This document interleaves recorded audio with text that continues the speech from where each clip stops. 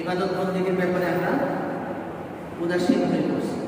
আসলে উদাসীনতা শুধু আল্লাহর ইবাদতের ব্যাপারে এমন না, উদাসীনতা সব জায়গাতে খোঁজখবর নেয়। উদাসীনতা সব জায়গাতে,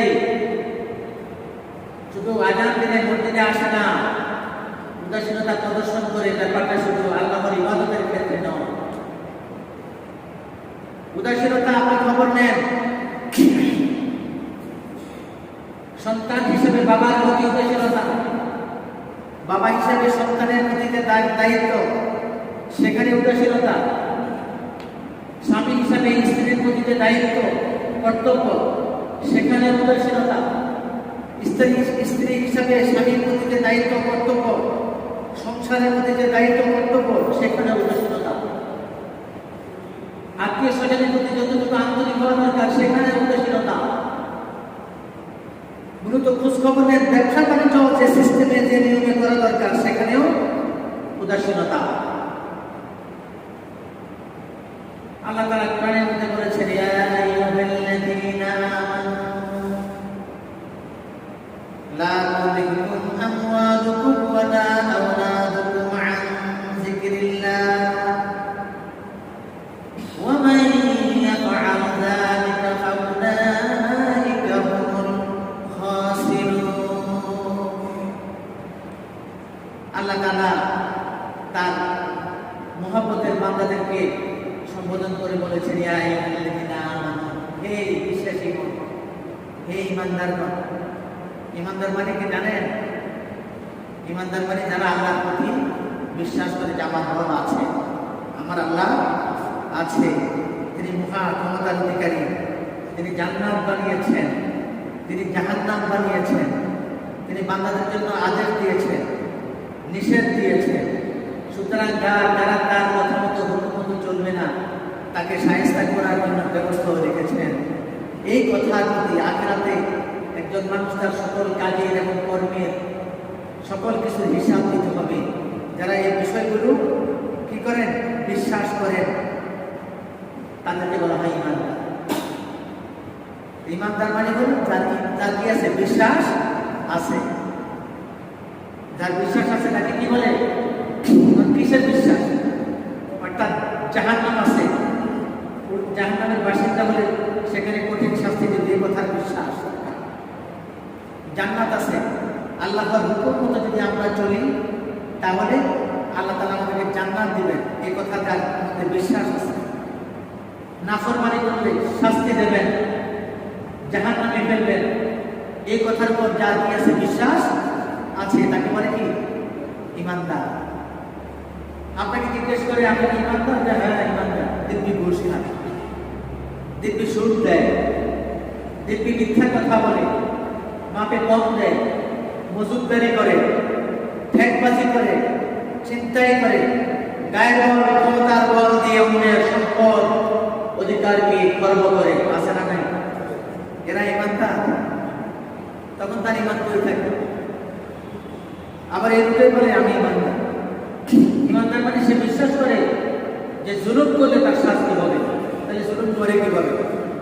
ঈমান করে।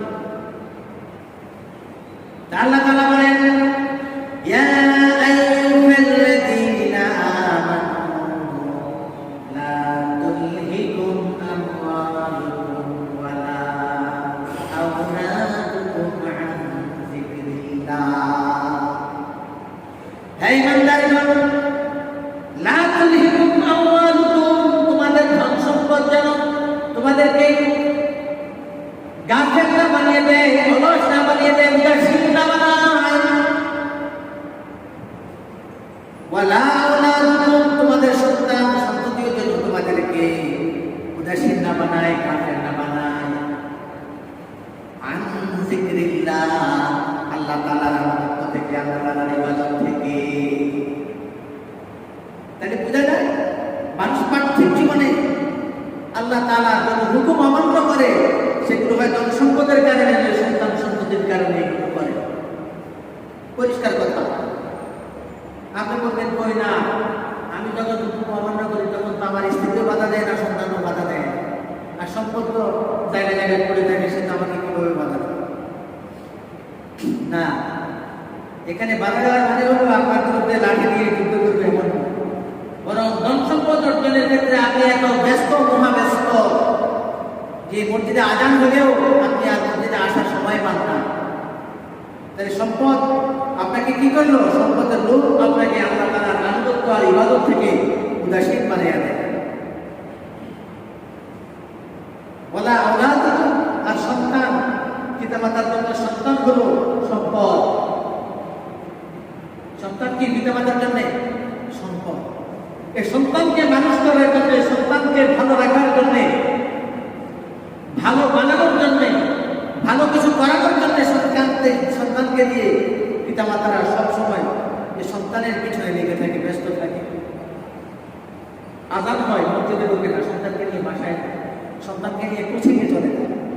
এরকম নাই, আছে? তো আল্লাহ তাআলা বলেন, ইয়া আইয়ুহাল্লাযীনা আমানু লা তুলহিকুম আমওয়ালুকুম ওয়ালা আওলাদুকুম আন যিকরিল্লাহ। ও বিশ্বাসীগণ, যারা জাহান্নামকে বিশ্বাস করো, ও ঈমানদারগণ যারা জান্নাতকে বিশ্বাস করো, ও ঈমানদারগণ যারা আখিরাতের জবাবদিহিতাকে বিশ্বাস করো, হে ঈমানদারগণ যারা জাহান্নামকে ভয় করো, আল্লাহকে ভয় করো, তোমাদেরকে বলছি, ইয়া আইয়ুহাল্লাযীনা আমানু, হে বিশ্বাসীগণ, হে ঈমানদারগণ, লা তুলহিকুম আমওয়ালুকুম ওয়ালা আওলাদুকুম আন যিকরিল্লাহ। আল্লাহ তাআলার ইবাদত বন্দেগী থেকে, আল্লাহ তাআলার ইবাদত বন্দেগী থেকে যেন তোমাদের ধন সম্পদ, তোমাদের সন্তান সন্ততি যেন তোমাদেরকে অলস না বানায়, গাফিল না বানায়, উদাসীন না বানায়। ওয়া মান ইয়াফআল, যদি বানায়, যদি উদাসীন বানায় ফেলে তাহলে কি হবে? ওয়া মান ইয়াফআল যালিকা ফাউলাইকা হুমুল খাসিরুন। যারা এবার উদাসীন হয়ে পড়ে সন্তান সন্ততির কারণে, ব্যবসা বাণিজ্যের কারণে, ধন সম্পদের কারণে, আল্লাহর আনুগত্য করে না, আল্লাহর হুকুম মানে না, আল্লাহর হুকুমের প্রতি উদাসীন হয়ে যায়। ওয়া মান ইয়াফআল যালিকা ফাউলাইকা হুমুল খাসিরুন। যারা এমন হয় তারা ক্ষতিগ্রস্তদের অন্তর্ভুক্ত।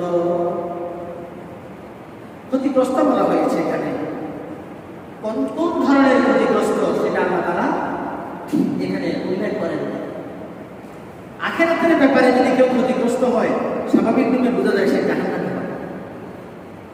আখিরাতের ব্যাপারে যদি কেউ সফল হয়, স্বাভাবিকভাবে নিয়মে বোঝা যায় সে জান্নাতে হবে। কথা বুঝতে পেরেছেন? ওয়া মান ইয়াফআল যালিকা ফাউলাইকা হুমুল খাসিরুন। যদি যারা উদাসীন হয় আল্লাহ তাআলার ইবাদত বন্দেগী এবং আনুগত্যের ব্যাপারে, তারা ক্ষতিগ্রস্তদের অন্তর্ভুক্ত। সুতরাং আমরা যারা মনে করি আজান হয়েছে, ইমাম সাহেব তো জানি 4টায় খুতবা দেন, সুতরাং আমি 4টায় যাব।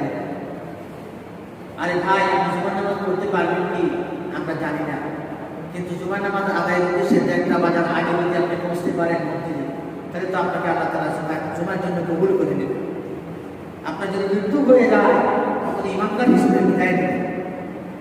কিন্তু আপনি যে 4টার অপেক্ষা করছেন, ততক্ষণ পর্যন্ত আজরাইল আপনাকে কিসের সময় দেবে এটা কোনো গ্যারান্টি আছে? তাহলে আপনি কিসের ভরসায় 4টা পর্যন্ত অপেক্ষা করেন? বলা হয়েছে যখন তোমার জন্য আজান দেওয়া হয়, দেখা হয়, তখন তোমার দৌড়ে যাও তোমার দিকে আল্লাহর ইবাদতের জন্য। আমরা উদাসীন হয়ে গেছি, অথচ সর্বাবস্থায় আমাদের জন্য 2টা জিনিস খুব জরুরি। কয়টা জিনিস? একটা হচ্ছে ঈমান, আল্লাহর প্রতি বিশ্বাস, আর একটা হচ্ছে তাওয়াক্কুল আল্লাহ, আল্লাহর উপর ভরসা। আল্লাহর উপর ভরসা, এটা হলো আল্লাহর প্রতি ঈমান, আর এটা হলো আল্লাহর উপর ভরসা। বাংলায় যদি বলে বিশ্বাস আর ভরসা, যার নাই তার পার্থিব জীবন, তার জন্য ধ্বংস অবধারিত, আখিরাত তা দুর্ভোগ রয়েছে। যার আল্লাহর প্রতি, যার আল্লাহর উপর যার বিশ্বাস আর ভরসা নাই,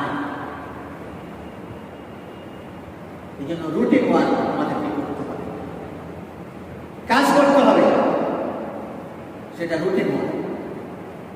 নামাজের টাইমে নামাজ, রুজি রোজগারের টাইমে রুজি রোজগার, হালাল করতে হবে। এটুকু যদি আমরা করতে না পারি, তাহলে আমরা কি হব? ক্ষতিগ্রস্তদের অন্তর্ভুক্ত হব। এই জন্য আমাদেরকে মনে রাখা দরকার যে